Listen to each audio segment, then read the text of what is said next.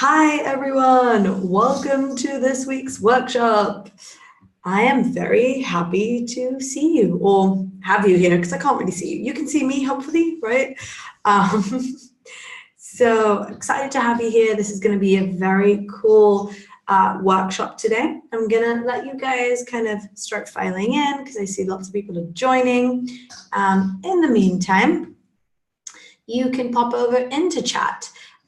Make sure that it says to all panelists and attendees and let us know in chat that you can hear me, that you can see me, and tell us where you are in the world, where you're logging in from. I am currently logging in from Tel Aviv, where it is pouring with rain after it was very hot. So it's kind of weird, but weather's good. Sanders says, happy to join the webinar for the first time. Hi. Awesome, from Nottingham. We've got Taylor here who can see me and hear me, which is perfect. And we've got people from Iowa and Belgium and Georgia and California and Nevada and Holland and Edmonton. Oh, it's so cold in Edmonton. Boca Raton. I don't know where that is, but it sounds cool.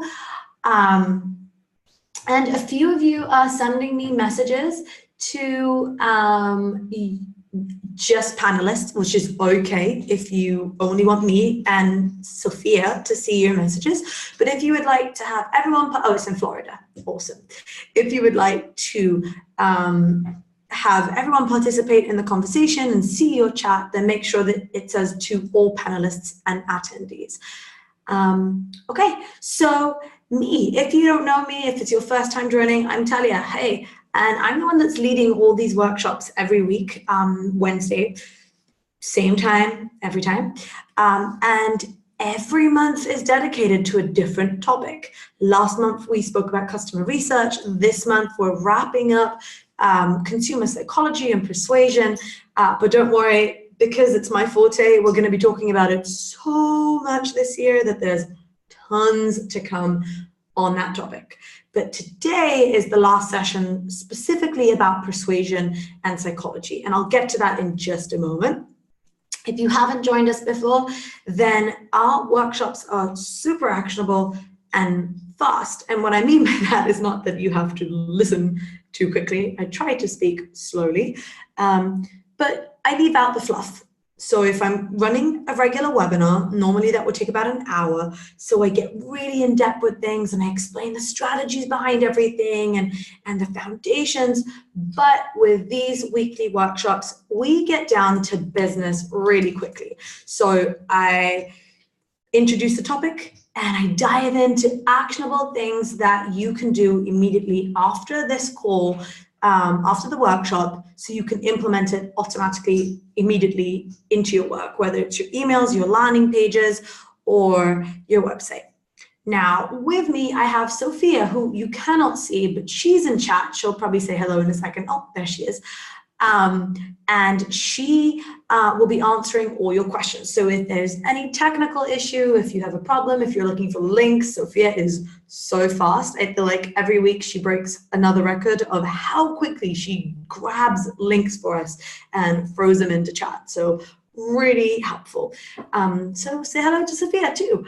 Now, if you missed previous workshops like Branka here, then don't worry, no worries at all, because we post all of our workshops 2 days after we have them, meaning within 48 hours, you have the recording, the slides, the screenshots, any worksheets that we give out, all of those go to our blog.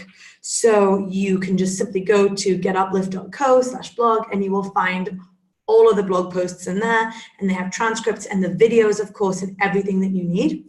I don't send out an email letting you know about the recording because I want to save your inbox and I don't want you to feel like you're getting dozens of emails from me. So if you can't attend a workshop, no worries, you can always log in 2 days later and you'll have it all on the blog waiting for you there. Obviously, it's better to attend live because you get to ask me questions, and because if I'm giving out a worksheet or anything, then we'll walk through it, and it's just easier when you have someone do it with you live, right? But don't worry about it if you can't. So today, let's talk about today's workshop. So today we're talking about 2 persuasion techniques, and they're actually emotional triggers. And we won't be talking about emotional targeting until I think it's June, but I'm not sure. I'll check the schedule soon. But we won't be talking about actual emotional targeting until June. But today we're talking about 2 emotional triggers that are also persuasion techniques.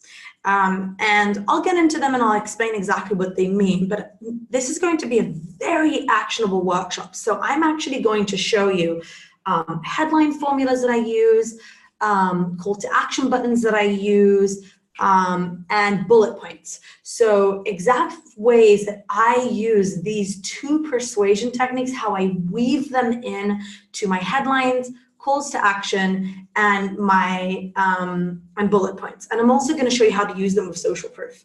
So yeah, follow the session. If you have any questions, you can post them in chat. Or if you're worried I'm going to miss them, or if Sophia's going to miss them, then post them in the Q&A box over there. I'm pointing at, and presuming that you can see that I'm pointing at the Q&A thingy. And we will get to all your questions at the end. So the session will run for about 30 minutes, maybe less, because I try and keep it as actionable and as short as possible. And then I'll take your questions. And when we're done, we log off and you go and implement everything we've spoken about. Cool? Cool. All right, so let me share my screen with you guys. Sophia, do let me know if I missed any questions or anything people want me to answer before I get started, just in case. And screen is shared, which is awesome. Zoom, move away. Let's share. Awesome. So you should be able to see my full screen now. I'm going to open chat just in case. I like to look at chat as I go and answer questions if I can, but if not, I will get to them at the end. And I'm also going to stop my video because, yeah, I want you to focus on what's on the screen. All right, so today we're talking about how to optimize your landing pages with 2 persuasion techniques. I say landing pages, but to be honest, this could be emails and it could be any page on your website. Really, what matters here is understanding the concept of these 2 persuasion techniques and how to use them. And then you can literally use them in anything, even in your Facebook ads. So we will get into this a lot more during the next workshops and everything that we talk about. But essentially, I focus on something called emotional targeting, which means I focus on finding the emotions that drive our customers the most, the persuasions, the cognitive biases, and everything that we can use to increase conversions and create a better experience for our customers. Now, I've been doing this for over a decade, and throughout this time, I've actually, along with my team, we have found that there are, 223 different emotional triggers that you can use. And when I say you can use, there are 223 emotional triggers that affect our decision-making process. So that means that when we are making decisions, when we're trying to decide if we should buy something or not, when we're thinking about the consequences of different purchases, when we're thinking about should we get something or not, we have many different emotions that are affecting our decisions. In the previous workshops, we talked about the different biases that we have, that our brain has. So there's all these glitches in our brain that stop us from making rational decisions. So we are completely irrational, and so many different emotions affect us. And it's never just one. It's never just, oh, I really want to feel loved, or I just want to feel compassion, or I just want to feel more attractive. It's always a couple of emotions working together. And when we do our emotional targeting research, then we dive into how to actually identify the specific emotions that motivate your customers. So the specific emotional triggers that help your customers or your prospects, is more correct, decide if they should buy from you or not. Now, today we're going to focus on two of these, and these are the two, I'm not going to say most common, because I get this question all the time because I'm dealing with emotions. I'm constantly asked, so what are the most common, emotions, and what should we use? But it's never the same. It's really dependent. It really depends on your target audience. It depends on your goals. It depends on your customer's stage of awareness and where they are in the customer journey. But there are two emotional triggers that I see repeat themselves over and over again with almost every project that I work on with either my students or my clients.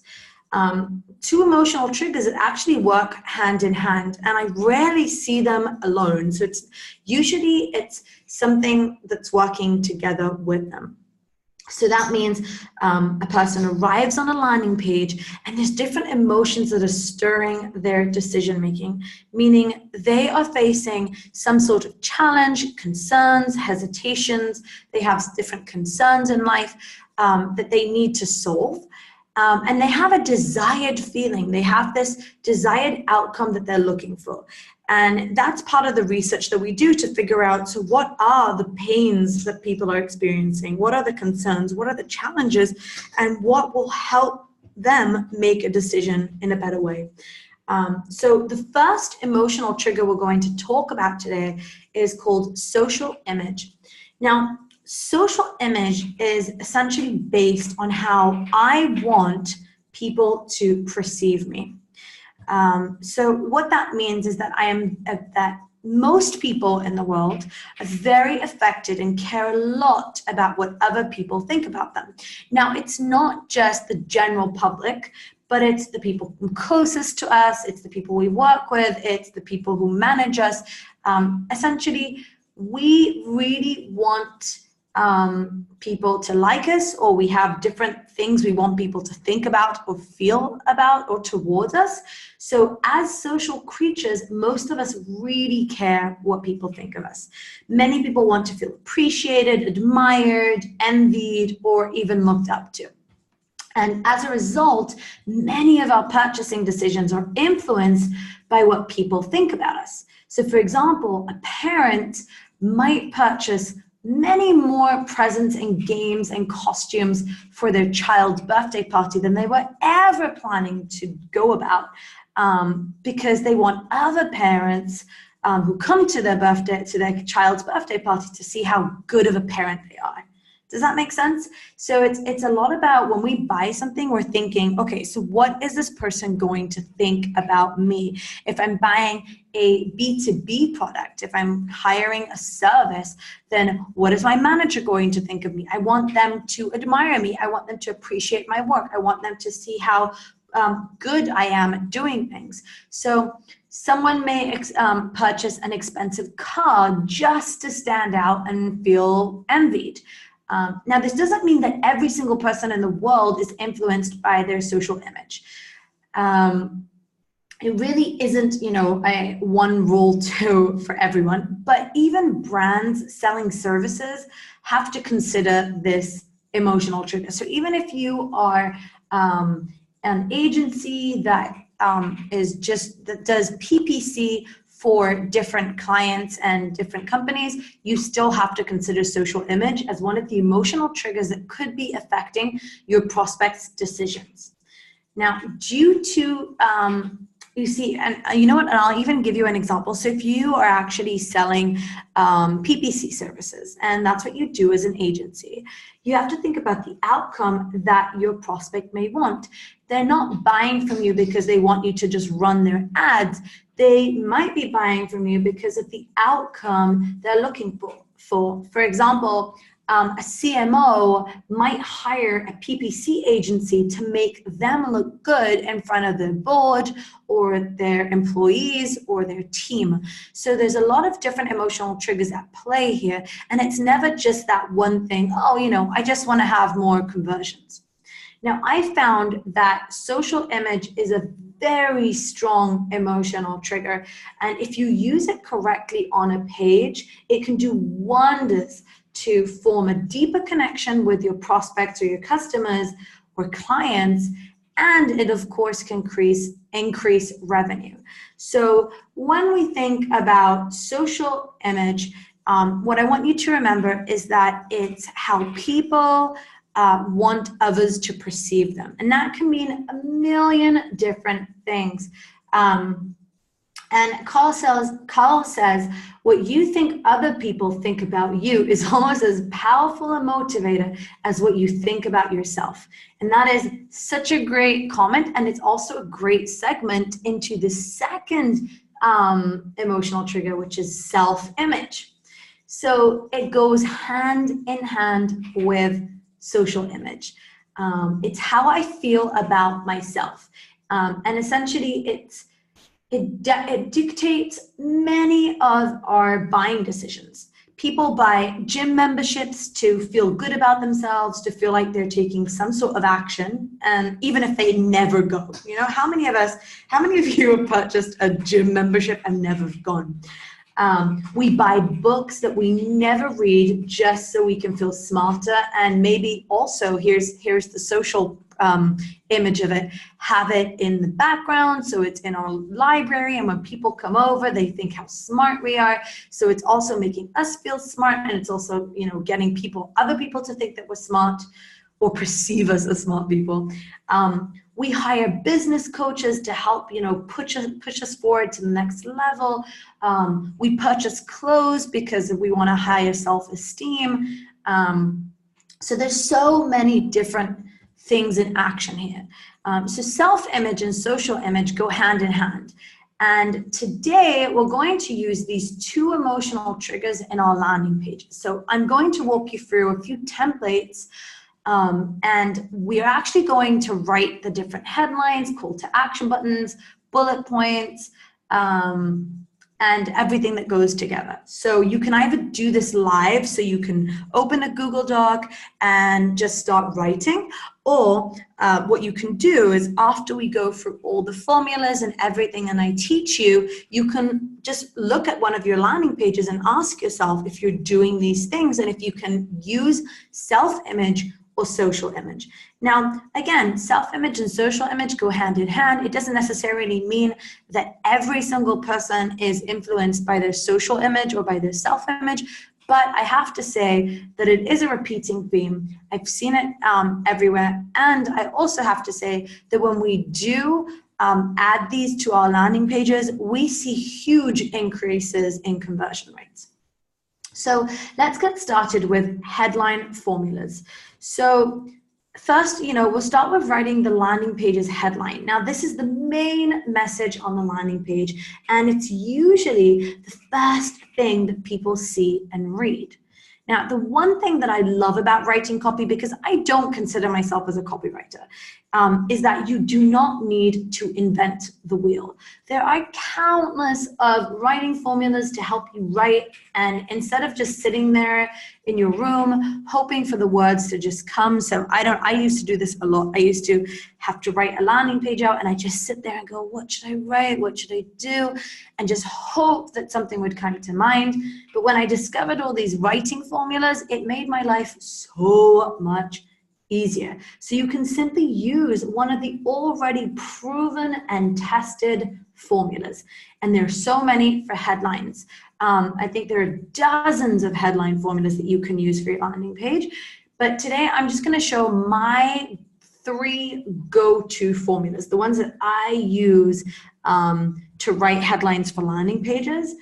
Of course, I use different ones, but I'm going to share the ones with you that I use to add social image and self-image to them. So let me show you the first formula. So the first formula is for self-image. And the headline is, have a or become a desirable thing that you can be proud of. Now, these aren't my formulas. These have been written by far greater copywriters than I, but I've adapted them for the emotional triggers. So have a or become a desirable thing you can be proud of. Now, let me show you a few examples. For example, a nutritionist would say, finally, have a routine and the lifestyle you can be proud of. So this is a headline formula that really plays on that self-image trigger of making people, of showing people the outcome. And that outcome is that you will feel better about yourself. You will be proud of the routine and the lifestyle that you lead. An online parenting program can say, become the parent you've always wanted to be, one you can be proud of. Now, I did a really cool project with an online parenting program recently, and this is definitely one of the emotional triggers that really influences people's decisions, because parents not only want to be better parents for their kids, they also want to feel really good about themselves. They want to feel good about their parenting style. And of course, there's also social stuff towards it, but we'll get to that. And another example is, hey, write and send emails that make you money and proud. So as you can see, this is one formula that just talks about the end feeling that you get when you use one of these products, when you buy one of these services, when you hire this type of person. So it's all about that desirable thing, and that desirable thing is whatever you're selling, but the result of it is you being proud of who you are, feeling good about the decision that you've made. So that's formula number one. The next one is for social image. So again, this is a formula that will make people see the outcome, and the outcome would be how other people will perceive you. So the only solution made exclusively to the most desirable social image outcome. So what that means is that the only solutions, where it says solutions in brackets, is basically the service that you're offering, made exclusively to whatever the most desirable social image outcome is. Let me show you an example. A presentation software. So if you, Prezi, for example, or any company that sells an online presentation software. So they could say, the only presentation software that will make you look like a pro designer. Now, this is actually really smart. I've worked extensively with an online presentation platform, and one of the things that we found out is that the vast majority of people that use these presentation softwares are marketers with no design skills. So think about that end result that they're getting. It's the only presentation software that will make you look like a pro designer. So the solution in brackets is presentation software, and the most desirable social image outcome is looking like a pro designer to other people. A VA, a virtual assistant services, could say the only virtual assistant service, so that's the solution, that will make people ask, how does she get all that done? Now, when you think about it, when you hire a virtual assistant, their whole job is to make your life easier so that you can get much more stuff done. So what they're saying here is the only solution that will make people ask, how does she get all that done? So people will look at you from outside and say, damn, that person does so much. How do they have the time? An online cooking course can say, the only online program to help you become the brilliant cook you've always wanted to be. So actually, that example is self-image because it's what you want to be. But I guess it would say it would be the only online program, the only online cooking program to help that will make people ask how, what's the recipe? right? So again, for some reason, the example here is for self-image, but the social image example is always about how people are going to respond to your cooking. Wow, did you hire a chef? Wow, where did you learn to cook so well? Or wow, can I have that recipe? So those are the desirable social image outcomes that people might want, and that's what you weave into the formula. So we reviewed 2 headline formulas, one for self-image and one for social image. And each of them really touches on that point of introducing those emotional triggers into your copy. Now, let me know in the comments how you feel about these formulas, because they're really there to make your life easier. So all you have to do is copy and paste it into your Google Doc and add them, and it's really simple to do. So Barbara says super handy, and Sandra says emotional, which is awesome. So yeah, we've reviewed 2 headline formulas. Now let's talk about call to action buttons. Now, wait, let me answer one question. Taylor says, is a headline that addresses a client's pain point just as effective for hooking people in? Definitely, yes, it's something you need to test, but I would definitely say that you want to not just have the headline, you have to have the subtitle, the subheadline that kind of completes that headline. So you can still grab people's attention with the most desirable outcome that they have, which is either self-image or social image, and then close the deal with your subheadline. Clint says, the formulas really help prevent writer's block. Nice to have proven methods to use. Really happy to see that. And Mary asks, does saying the only ever raise the objection of, you're not the only one, there are tons of presentation softwares? Yes, I completely agree. And when I use this formula, I try to kind of avoid the only and just say the end result, just because I also do not like self-proclaimed companies. But that's a formula. As I said, it's not something that I invented. I just added the emotional triggers in there to make it far more desirable and emotional. But you could leave out the only and just say, whoops, where am I? And you could just say, the presentation software that will make you look like a pro designer, or finally design presentations that will make you look like a pro designer.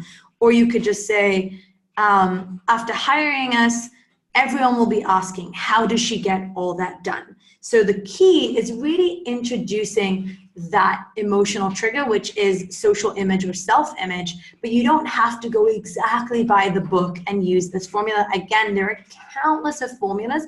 If you're looking for really good headline formulas, I would suggest looking into Copy Hackers. She has an entire list of these amazing headline formulas and many more. So very, very, I don't know how you do it so quickly, Sophia.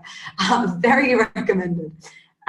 Okay, so let's move in. And Jan or Jan, depending on how you would say it, asked if this would work in any language. And yes, it does work in any language. One thing I would suggest is definitely understanding your target audience in terms of localization and making sure you're not hitting any negative pain points. Not every single culture has the same emotional triggers. Not everyone feels the same way. And it's not just about culture or country, it's, or language, it's everywhere. But these do definitely tend to work in every language. I've used these headlines in German, in Dutch, in Chinese, in English, in Spanish, and they've worked. So there you go. Okay, so let's talk about call to action buttons, because the call to action button is an extremely important element on your page. And before we dive into that formula that I'm going to give you, I want to remind you of a few rules about call to action buttons. So the call to action button should only have one goal. Only one, meaning you ask for one thing and one thing only. Now, the call to action also has to be very, very clear. So people should be able to look at your button and know instantly what will happen when they click on it. So when you have call to action buttons like, let's say, get started, that's kind of, unless it's really clear what that means, many of the call to action buttons that I've seen are very kind of vague. So try and be very, very clear about the outcome. Now, the last rule I'll tell you is that length doesn't matter, only value. Now, I know that we're constantly told to reduce the amount of copy that we use because people don't read, but I'm here to tell you that it's okay to have long copy. It's okay to have an entire sentence even on your call to action button, because if it has value, it will work. So really stop thinking about how many words should I have on my call to action button, or should it be really, really short, or just one word. You can have an entire sentence, and I've done this before, and it can convert. The importance is really the idea of adding the value that's important. So I'm going to introduce you to one formula that I use the most. It's a formula that I got from my friend Angie Schottmuller. She's a great friend of mine, and she's an amazing conversion optimization and an SEO specialist. And you should definitely check out all of her stuff. So similar to headlines, there are countless call to action button formulas, but this one is the most direct and easy one to use. And it's also a great way to introduce those emotional triggers. So this is how it looks. It's, I'd like to, what is the specific action that people will take? Because I want to, the why, the value. And let me explain this, but the idea is that you're saying what action a person is going to take and what the value is from taking this action. And I know that it's not something that many people do. Normally it just says register now, start now, get started. But I really do encourage you to mention the value in the call to action button. And Barbara, if you're referring to the who, it's Angie Schottmuller. Nope, that is the wrong language. Here you go. Okay, so let me show you an example of this call to action formula. So I'd like to enroll now. Let's say that this is for a course, an online course. So I'd like to, the action is enroll now, because I want to see jaw-dropping results in days. Now this is self-image. Because I will be proud of myself, I'll be better at what I do, and it's just a cool way to use self-image in a call to action button. And if you'll notice, again, it is one word, 2 words, enroll now is the button, but we're using supportive text underneath. So here's what it would look like. Enroll now, see jaw-dropping results in days. Another option would be donate now, okay? And then because I want to impact thousands of lives in one click. Now, let me explain something about donations. And I really do believe this. I know that when we donate, we are really doing a selfless act. It's amazing. It's so important to do, but I also think we need to recognize the fact that when we donate for other people, it also makes us feel good about ourselves. It's not something you need to disregard, and it's good because that's what makes people continue to give, donate, and volunteer for things. But it's something that you can tell people. So when you actually donate, you're impacting thousands of lives in one click. Not to mention, you know, what people will think about me, and if they hear that I've donated or volunteered. Again, that's the social image, and not everyone chooses to show that. But you do have to be aware that these emotional triggers are at play always, even when we are donating or doing a selfless act. So donate now. and impact thousands of lives in one click. So you'll notice that the call to action that I'm using has 2 words on the button, but it has supportive text underneath, and I'm very pro of that, and I'll show you an example in a landing page of how you can do it. But it really is a great way to add the value to the action people are taking. Let's talk about bullet points. So bullet points are usually a long list of points that the company's trying to make about themselves, let's be honest. So common information that you'll see in a bullet point is information about the product or the service itself. So for example, it would say 300 templates to choose from, lifetime access, 50% off, basically a list of features that the product has. The best example is Zoom. These are Zoom's bullet points: one consistent enterprise experience. And it says meetings, video webinars, Zoom rooms, business IM, some word that I have no idea what it means, and developer platform. So it really is, you know, you can conduct meetings, you can do videos, something with SIP connector, which is Chinese. But the thing is that brands forget that people don't sign up for features. Now, we spoke about this last week, in the past few weeks, about why people buy products. And again, if you haven't watched these, the previous presentation, the previous workshops, I really suggest you do, because we talk about how our brain makes decisions, how emotions influence them. So the one thing that, conclusion that we reached is that people sign up for value. They sign up for an emotional gain, the pain it solves in their lives. People don't buy products, they buy better versions of themselves. So your bullet points are a fantastic opportunity, not to just make a grocery list of what you have, but to explain the value of that item and how it's going to save or change their life or make a meaningful difference to it. So let me show you an example. So essentially what I'm saying is that you want to mention the benefit and the value, and that will basically kind of leverage the emotional impact.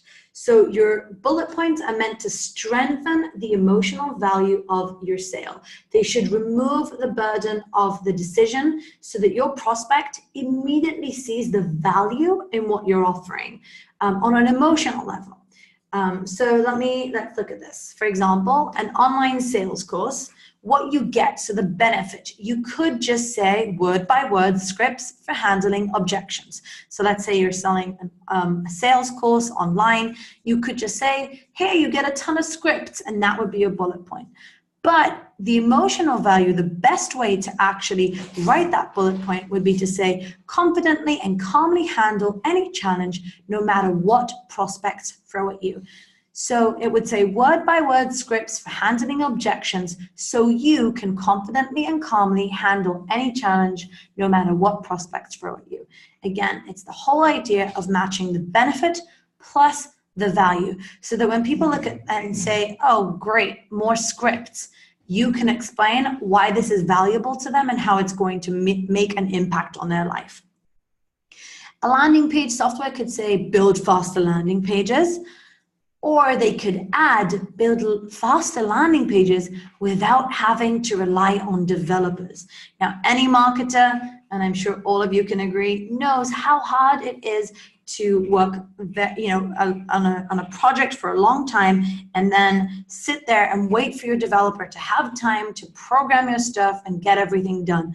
So a great emotional value of a product like Unbounce or Lead Pages is that you can build landing pages faster without needing to rely on developers or designers. So it's the benefit of, yes, the benefit is build faster, but the value is being able to rely solely on yourself and get stuff done. An online marketing course can say the benefit, you're going to master the newest and the biggest strategies. But the emotional value would be gain your CEO's trust and confidence. So we're matching the benefit with the value again. These are all sorts of examples that I took from online, from different websites. So it's just a great way to, again, Focus on the value that people get from each benefit and not just make a grocery list of what you have. Liz says, these examples help to understand the formulas. I've seen great landing pages with the structure without realizing the formulas being used. I completely agree. And I think that many times we don't really analyze landing pages when we're going through them, but a lot of them are using these formulas because they're so easy to use. So let me show you what this would look like on a landing page once we've actually worked in the emotional triggers. So let's say that you're a conference that is selling tickets. So you would say hands-on practical sessions, that's the benefit. So you can fast track your results and put new strategies into place the following Monday. So benefit plus value. 17 plus tracks, all on social media topics to give you the confidence you need with every campaign you launch. Again, we're seeing the benefit and what the value is of it. And lastly, free networking arenas to help you personally connect with people who speak your language, understand your challenges, and can help you grow. This, I recently worked with Social Media Examiner, and I've been helping them sell more tickets for their conference. If you haven't been to their conference, I highly suggest you go. I think I spoke about them last week too. Really great conference about social media. And this is the type of work that we do. We pair the benefit with the value. And you'll also notice that a lot of the stuff in here is to do with self-image and social image. So the first one is so you can fast track your results and put new strategies into place the following Monday. This is self-image. You will be able to do this. And the second bullet you have, give you the confidence that you need. That's self-image again. Connect with people who speak your language, understand your challenges, and can help you grow. So it's all leveraging those emotional triggers, whether it's self-image or social image.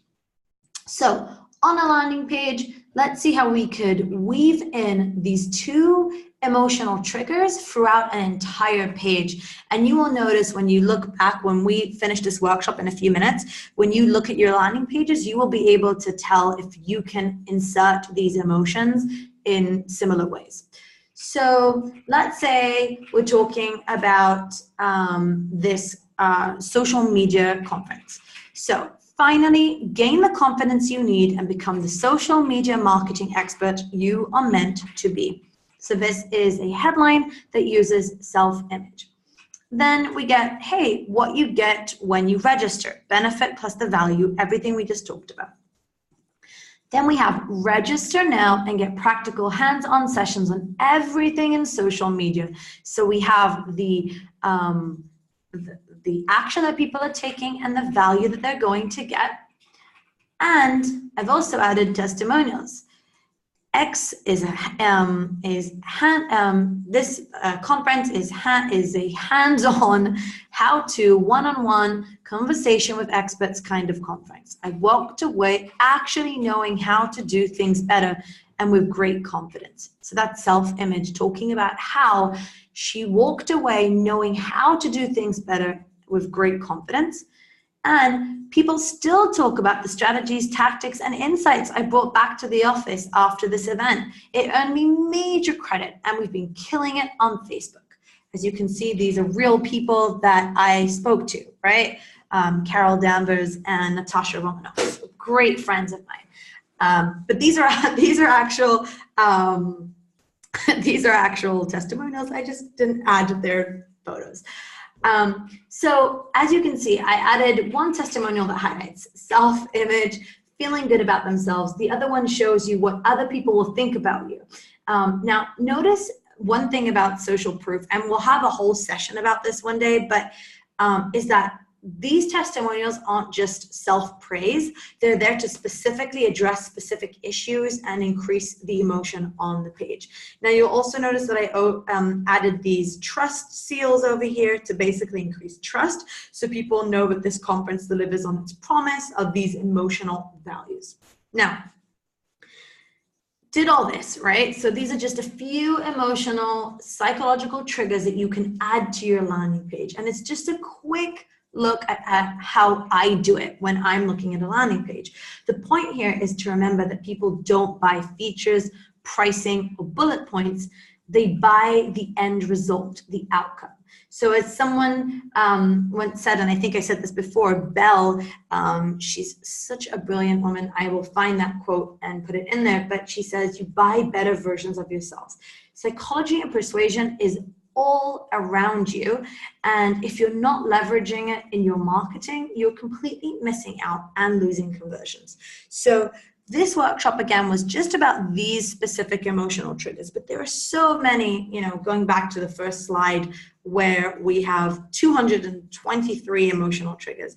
But I just want you from this workshop to, when we finish, when we hang up, is to go look at the landing pages that you have right now, or to even look at your homepage or your pricing page or your emails and ask yourself, is there a way that I can add more emotion, more value into what I'm offering? I'm not saying, hey, redesign the whole page or rewrite everything from scratch. I'm saying, look at the landing page and see how you can optimize it and improve it.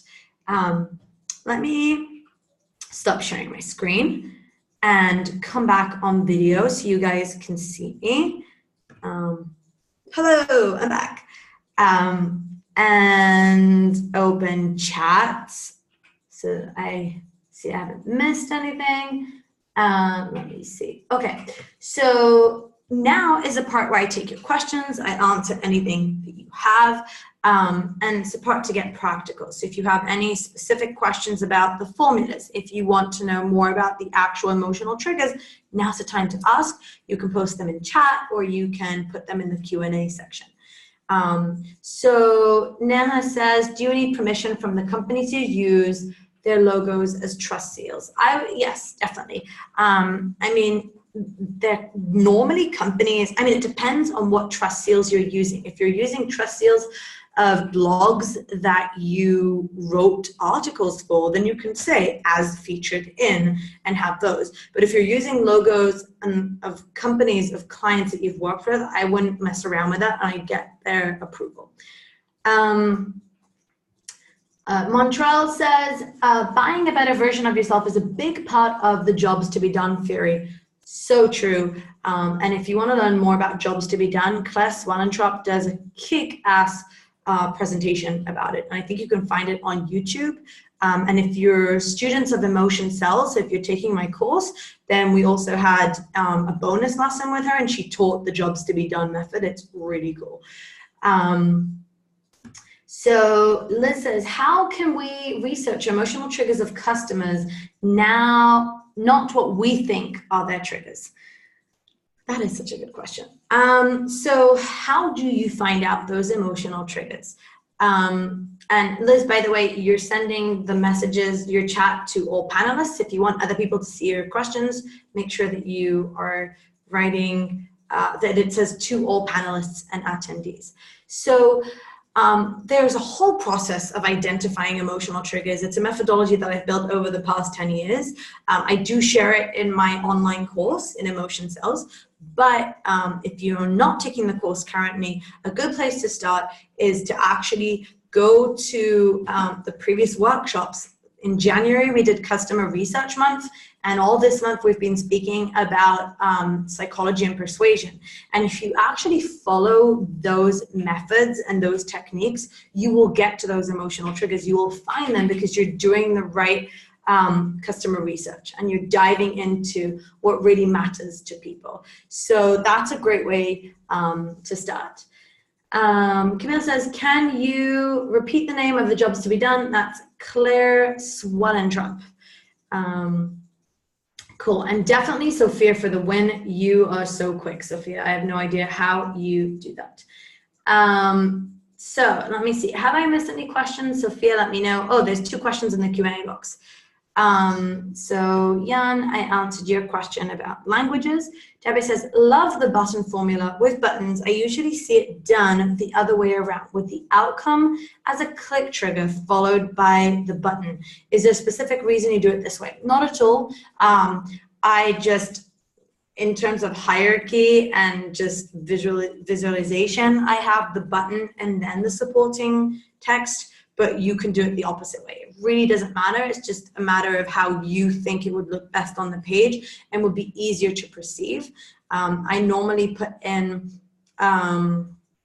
it underneath, just because it also works with the social proof if you're adding logos and stuff like that. Okay, and Debbie says, another question.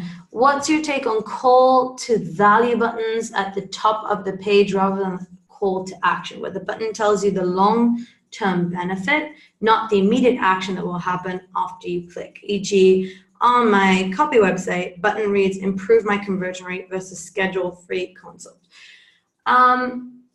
I think that you should be clearer on what that means. Many people might be too anxious to click a button as, improve my conversion rate, because that can mean, are you sending me to a blog post? Are you going to ask me for my phone number? Am I going to sign up for something that I don't want? What exactly is the outcome? So I would clarify what that is, but that's just my opinion and from my experience. Okay, Camille says, wait, have I missed anything? Okay, can you talk about segmenting self-image and social image for your segmented audiences on a landing page? What if, for example, you have one contact page but want to apply these principles that apply to each target audience? Camille, I wouldn't get into too much of that mess, and I would try to apply both on a landing page. I just showed you the examples of how you can use social image and self-image on one landing page, and it doesn't feel overwhelming. It doesn't feel like, oh, but I'm not motivated by that, right? I mean, you can read through it, and as I can't remember who said this before, that they didn't even feel that they did it before, that they were going through this kind of process. It doesn't feel over salesy, so you can still introduce the both emotions on one page, and it will work perfectly well together, not in one sentence, but one testimonial would be one thing, another testimonial would focus on the other emotion, and so on. So it doesn't have to be a clear cut, especially on a contact page, which is meant for everyone, and you shouldn't start segmenting it out for different people. Can you combine self-image and social image in one bullet? Yes, you can, Bridget. Definitely. It's just a matter of understanding what those outcomes are and saying, hey, you can be proud of this and other people will admire your work. It just depends on like how much room you have for all the copy and if it's not too wordy and hard to read. Definitely. Barbara says, how much impact do design treatments add or not? Not sure I understand your question, Barbara. Do you mind clarifying? Clint, I've seen the long-term value on a button form and it does seem to pique interest, though I haven't personally tested it much. You should test it then. Okay, so conversation going on between Neha and Sophia about AI. I don't know what's going on there, but not gonna follow. Barbara, thanks for clarifying. Adding images, colors to work with the copy. Yes, so today we only talked about copy itself, but a landing page and any page does not work on its own with just copy or just design or just colors. Everything has to work as a whole. You can use images to increase self-image and show the outcome of the social image in so many different ways. And I definitely do recommend trying it out. I didn't get to those examples today because I wanted to keep it short, but you can use images definitely to highlight self-image or social image in so many different ways. And I definitely test it. And again, remember that images and colors are one of the first things that people see when they land on your landing page. So definitely you want to have your image and your copy supporting each other and working hand in hand. Neha says, when does your emotion sales masterclass open again? Well, Great question. It's actually reopening next week, and it's going to be open for a whole week for each person. You get this kind of bonus and stuff, but if you want more information, then you can reach out to us and I'll give you everything that you need to know. But next week we are opening enrollment and I'm really excited about it. And you can learn more then. Okay, I think I've answered all the questions. I think if any of you have any additional questions, feel free to write them in the blog post that we will be posting in 2 days, normally on Friday, with recording, the slides and everything. That's it. So this was the workshop for, the last workshop today was about persuasion. Next month, March, is all about user behavior. So we're going to get into really cool workshops on Google Analytics, Google Tag Manager, chatbots.